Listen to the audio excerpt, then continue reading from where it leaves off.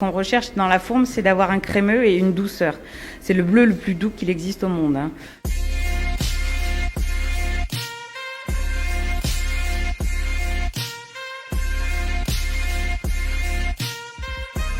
Donc la forme d'Anvers, c'est un bleu très crémeux, avec une hauteur de 19 cm et un diamètre à respecter de 13 cm pour faire partie de la forme d'Anvers AOP.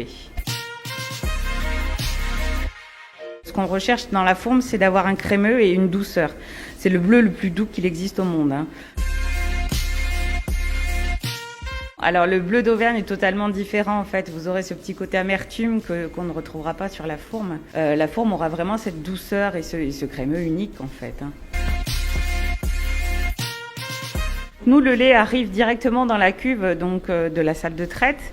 Il arrive sur le coup des 5h30, 6h. Donc on va l'ensemencer, on va mettre tout ce qui est ferment, notamment le Penicillium roqueforti, le bleu qu'on va pouvoir retrouver après dans le fromage. Après, il y a une période de latence de façon à avoir un caillé. Donc ce caillé va être brassé. Donc nous, c'est ce qu'on appelle l'étape de coiffage en fait. On va chercher à ce que le grain ait une pellicule à l'extérieur assez rigide et à l'intérieur assez souple, ce qui va nous amener le crémeux de la forme d'Anvers.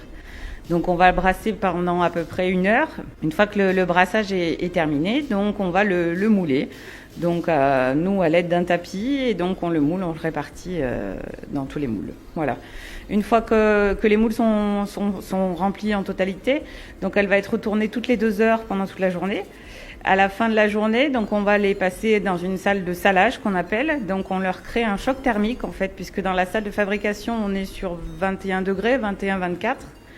Et en salle de salage, donc on va passer entre 10 et 15 degrés, de façon à pouvoir les saler le lendemain matin. Et elles vont rester 2 jours en salle de salage.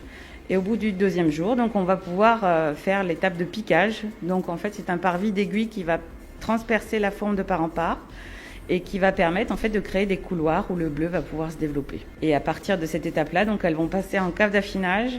Et pour respecter le cahier des charges, donc c'est 28 jours minimum d'affinage. Alors il y a plusieurs essais, on n'arrive pas à faire de la forme du jour au lendemain. Après on passe, donc c'est des commissions de dégustation où là vous avez un jury qui va évaluer si la forme correspond aux critères de l'AOP, si elle a les bonnes tailles, si le goût y est, si le croûtage est uniforme. Alors il y a très très peu de producteurs. Nous quand on s'est installé, on était les 4e à s'installer. C'est vrai que depuis quelques années, voilà, on doit être 10 producteurs fermiers exactement. Et contrairement au Saint-Nectaire, voilà, où ils sont plus de 300 producteurs sur un secteur qui est beaucoup plus petit que le nôtre.